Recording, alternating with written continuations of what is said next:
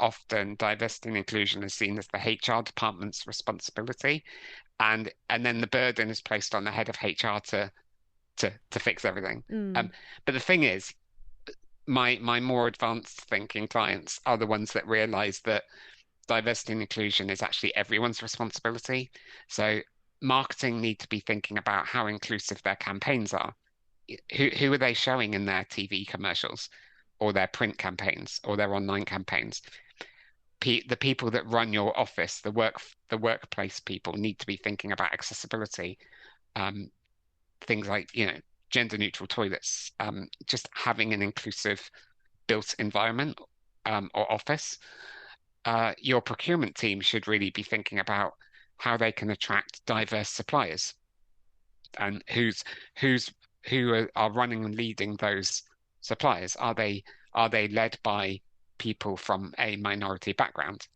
Are you actively trying to reach out to businesses that have been founded and led by people from an ethnic minority background, for example? There's huge economic power in that for the business and for the country as a whole.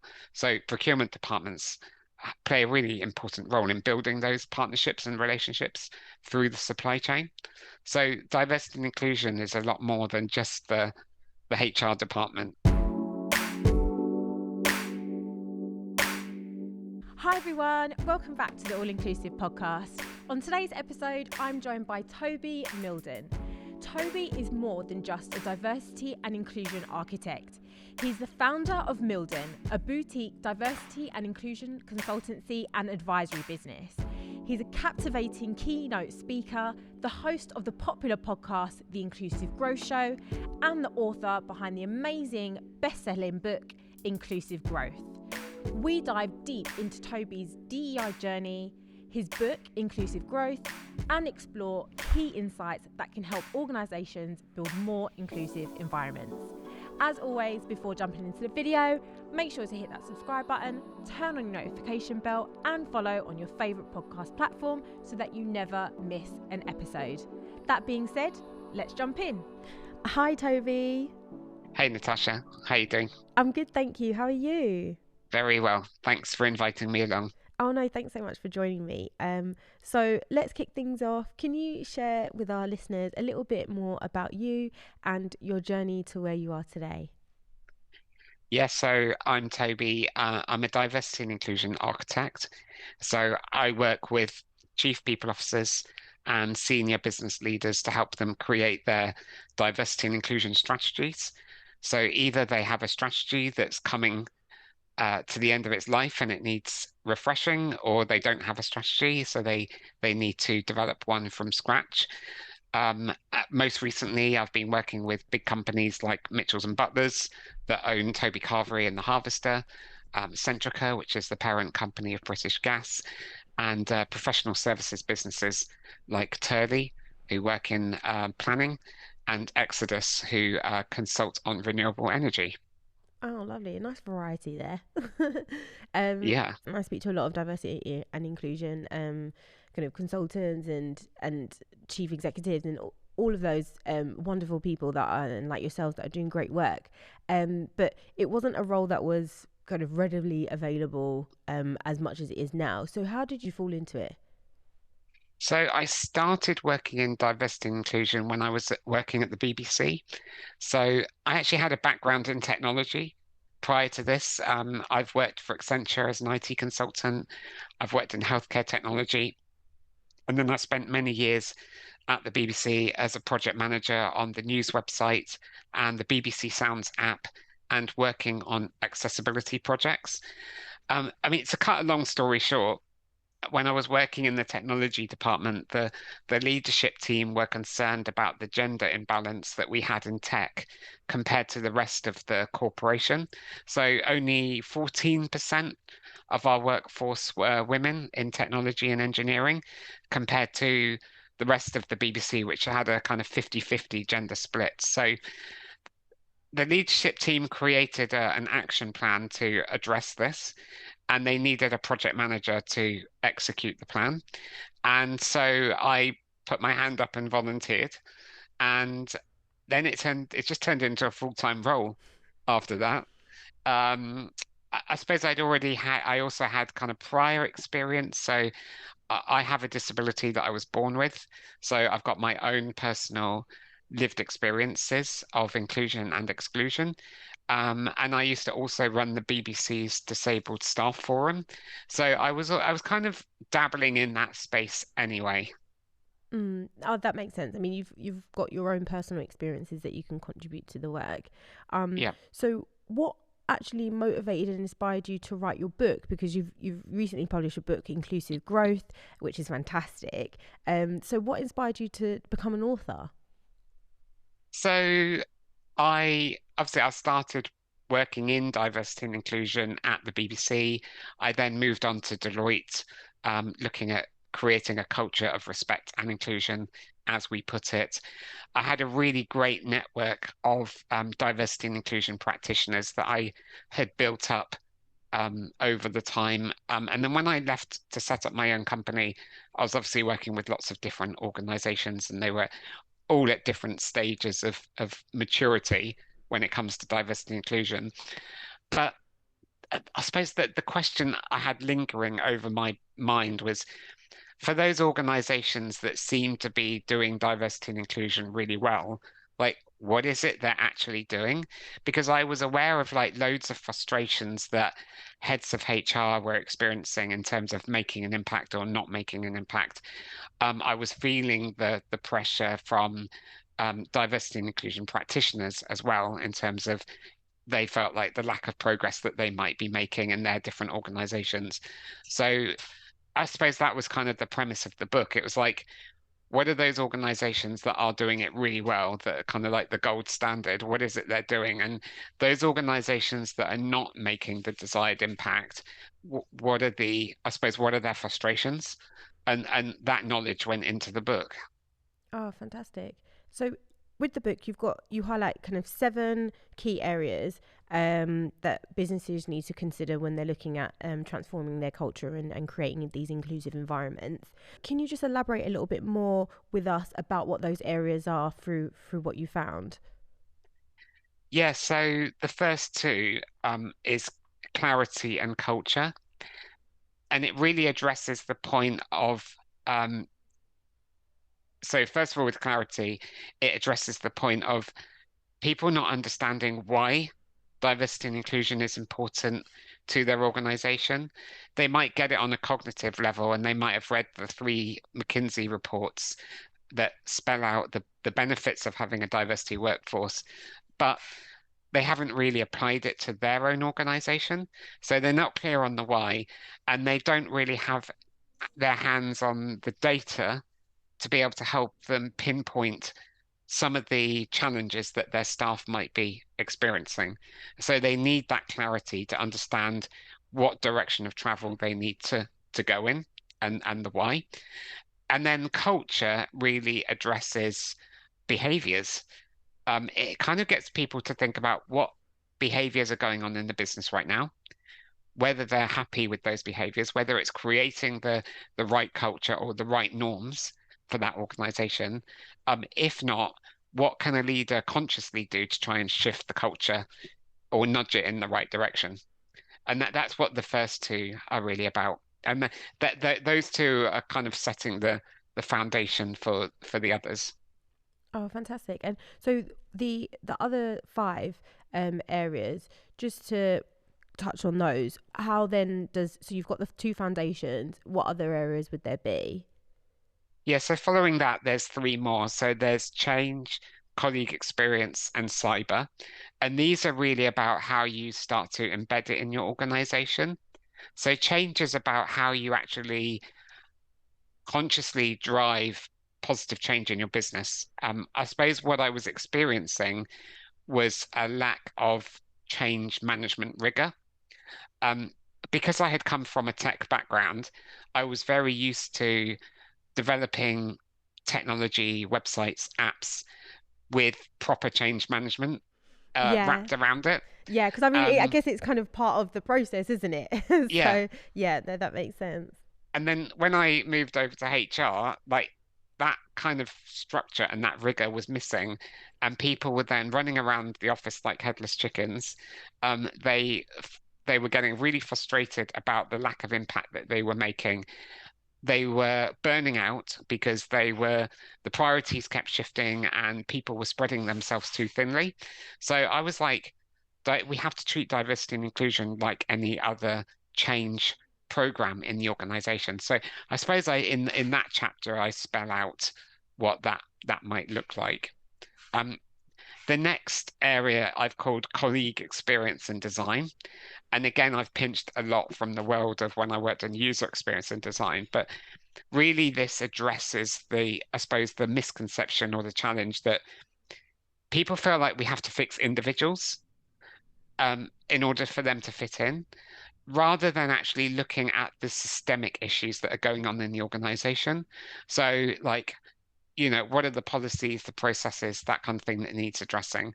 So it really talks about how do we actually make inclusive um, employee journeys. That could be like picking apart the recruitment process and thinking about how we make that more accessible and inclusive. It could be thinking about how people get promoted in the organization. It might be thinking about transitions as well. So what's it like for somebody when they become a parent in the organization? What's it like for somebody if they acquire a disability whilst they're working for you? So we map out those employee journeys to make them more accessible and inclusive. And then the third area is cyber. And there's kind of two parts to this. One is about how do you actually make your technology accessible? So that could be your careers website and your applicant tracking system, your learning management system, your intranet, all of those crucial systems that your people have to use. Um, and then the other element to this is actually what technology might you want to use as a diversity and inclusion practitioner to help you with your work, because there's so much tech out there now. For instance, you might want to use an app that people can log microaggressions, and then it will give you a heat map of who's experiencing those microaggressions, where in the organization they're experiencing it, because then with that data, you can take targeted action. Oh, that's fantastic. I mean, I'm glad that you talk about tech because there's a lot of tech out there, and so I'm gonna kind of delve a little bit deeper, just a little bit on that. So, how do you know when is a good software? When's it good to use that particular piece of tech? When it isn't? What's your thought process on that? Yeah, you're right. There's so much technology out there, and a lot of these apps and websites and technology providers are very good at marketing and convincing you that their solution is the solution that you must have in your business. Yeah. We really have to go back to the clarity piece to understand what are the pain points that people are experiencing, and then that will then steer you in the right direction about what technology you should be thinking about. So if, for example, you survey your staff and they tell you that there's a real problem with yeah, banter. A lot of people might describe it as banter. We might say microaggressions or micro inequities. Uh, with that information, you might then want to delve deeper. So using a system like in Chorus, for example, which allows employees to log a microaggression in like a few seconds, gives you the data to tell you who's experiencing what and in what part of the business. I mean, that saves you a lot of time and money and energy, because then okay, there seems to be a lot going on in the marketing department. We need to go and talk to the head of marketing to find out what's culturally going on in their part of the business. That's actually sounds like a really good app, actually. Yeah, That's fantastic. So we've got clarity, culture, change, um, colleague experience. You've talked about cyber. yeah, So your last two is in the book is collaboration and celebration. yeah, So I feel collaboration, I'm assuming, is kind of working not only just with your own internal colleagues, but also looking at external options. Is that that's right. right? Yeah, Yeah. yeah. I mean, collaboration really addresses the point that often diversity and inclusion is seen as the HR department's responsibility, and then the burden is placed on the head of HR to fix everything. Mm. Um, but the thing is, my more advanced thinking clients are the ones that realize that diversity and inclusion is actually everyone's responsibility. So marketing need to be thinking about how inclusive their campaigns are. Who are they showing in their TV commercials or their print campaigns or their online campaigns? The people that run your office, the workplace people need to be thinking about accessibility. Um, Things like, gender neutral toilets, just having an inclusive built environment or office. Your procurement team should really be thinking about how they can attract diverse suppliers and who's who are running and leading those suppliers. Are they led by people from a minority background? Are you actively trying to reach out to businesses that have been founded and led by people from an ethnic minority background, for example? There's huge economic power in that for the business and for the country as a whole.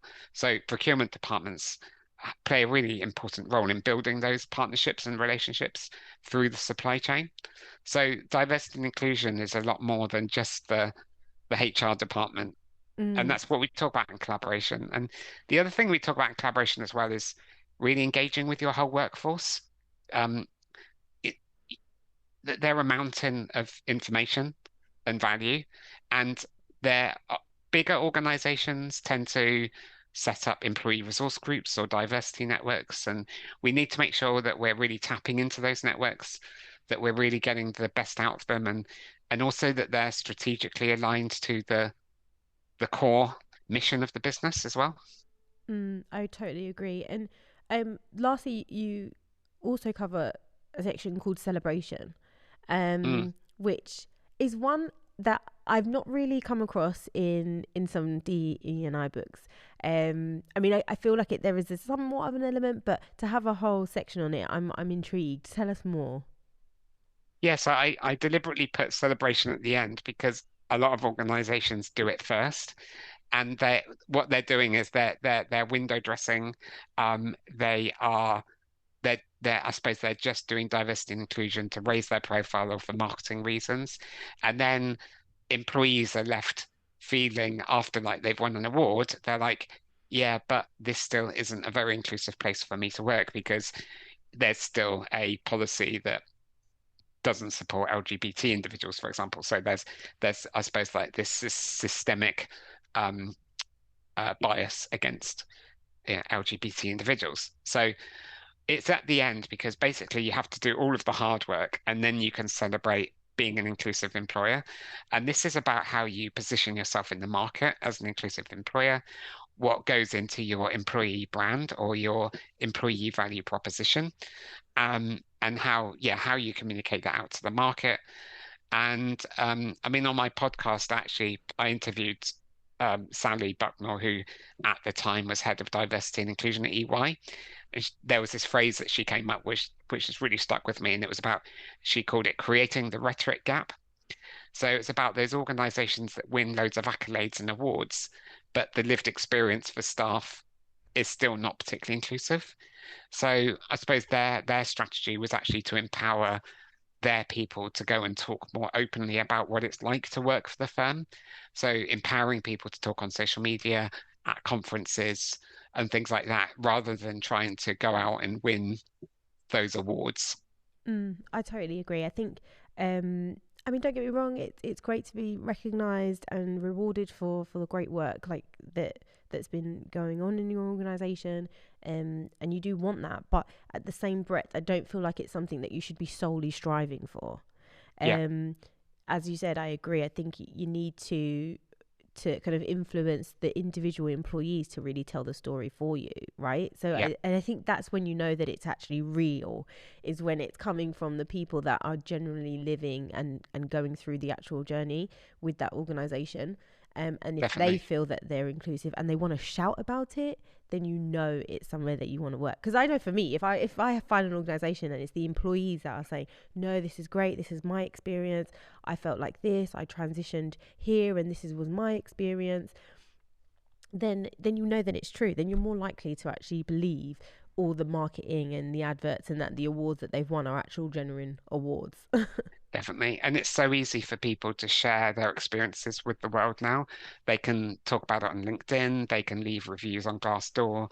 There are so many other channels that people can talk about. So I think organizations need to move with the times and actually empower their people to be able to talk with authenticity about what it's like to work for your organization.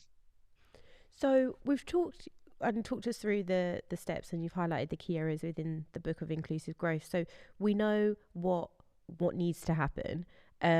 Whilst those organisations are on that journey, we do know that there are going to be some challenges along the way, right?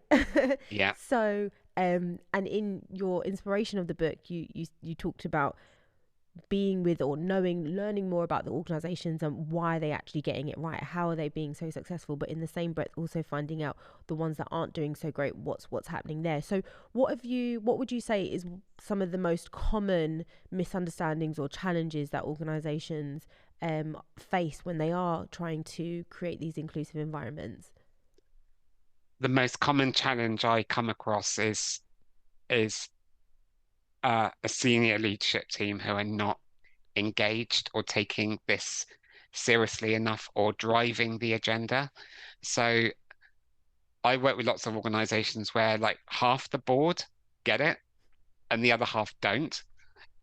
Or they all get it and then they're like, brilliant, okay, head of HR, it's your problem. Go and, go run with it. And then the Fantastic. head of HR is like, oh no, but yeah, I'm happy to, run with it, but I need your support. And Mm, I come across that a lot. And I think for those that are not engaged in it, quite often I think it's because diversity and inclusion isn't seen as a priority. So quite often it might be shrouded as, well, I don't have a lot of time for this. I'm too busy. I've got a lot on my plate. That's code word for it's not a high priority for me, or I don't understand my role in it. Because I think there is definitely a misconception that certain senior leaders think that diversity and inclusion is something about those people over there. It's nothing to do with me. Um, but I suppose what I try to impress on my clients is that actually we are all diverse. We've got, diversity is not just about the more commonly known things like somebody's gender or ethnicity or sexuality or visible disability. It's other things that might not be immediately obvious. So it could be whether you're introvert or extrovert, whether you grew up in the countryside or the city, um, your national identity, class, all those kinds of things that might not be visible. So we're in the UK. The UK is a very diverse country. We've got diversity on our doorstep. It's not a question of are we diverse? It's like diversity is a given. We need to start shifting the conversation more towards inclusion. So senior leaders need to be driving that kind of inclusion piece and that culture piece because they are the ones that set the tone for the rest of the organization mm. from the very top. I think when you're in for regions where within the UK, for countries where diversity is, like you said, it's on your doorstep, like that's um it's easy to get diverse talent, like it's not Mm, too difficult, but it's more about once they're actually in the door, like what does that actually look yeah, like, what's their journey, how are you creating this inclusive workplace for them, um yeah, which I totally can see that. I think we need to talk more about inclusion and lead with that rather than yeah. diversity, because once you're inclusive, diversity will just fall into place anyway, right? Yeah, Because that's everyone the wants to work with you then. that's the ultimate desired state. And that's if you have an inclusive culture, you will have a diverse team because people will want to come and work for you from various backgrounds, and they will want to continue working for you as well. Totally agree. Um, so I've so much enjoyed this conversation, Toby. Thanks. For I'm really, your insights are fantastic, and I just before you leave us, I would really like to gauge from you, what's one piece of advice that you would like to give to DEI leaders, the ones that are at the front line trying to lead the charge? What piece of advice would you give to them? My main advice, if you're a D&I leader, um, is to build a support network around you because it can feel like a lonely job at times. Um, and it can sometimes feel like you're not always leaning on an open door and that there's a lot of pressure put on your shoulders. And I talk to a lot of D&I leaders that get burnt out, get really frustrated. Some A lot of organizations that I work with, like there's one individual who's leading D&I, and then there's some other organizations where they're employing a team of 10 people. So, but I think probably there's a lot more people kind of working individually than there are working in bigger teams. So it can be quite a lonely job and quite an uphill struggle. So my advice is to build a support network around you, um, to help you, um, yeah, to help you make a more meaningful impact and be more effective in the work that you do. Oh, fantastic. That sounds like fantastic advice, Toby. Thank you so much. So for anyone who is listening and they want to learn more about you and your book, Inclusive Growth, how can they connect with you? Yeah, so I'm always on LinkedIn, so just connect with me on LinkedIn and just drop me a message if you got a question. And my website is www.mildon.co.uk, where there's more information, and that's where people can access free resources like a link to my book, the podcast that where I interview D&I thought leaders, blog posts that I've written, all sorts of freebies that people can just consume. Oh no, fantastic. I have definitely consumed some of those freebies Oh, thanks. and they're great. And yeah, definitely tune into Toby's podcast as well. I'm going to be linking down below all of that information for anyone who is listening so they can easily access it. Once again, Toby, thank you so much for joining me today. I've thoroughly enjoyed our conversation and I wish you all the best in the future. Brilliant. Thanks, Natasha. Take care.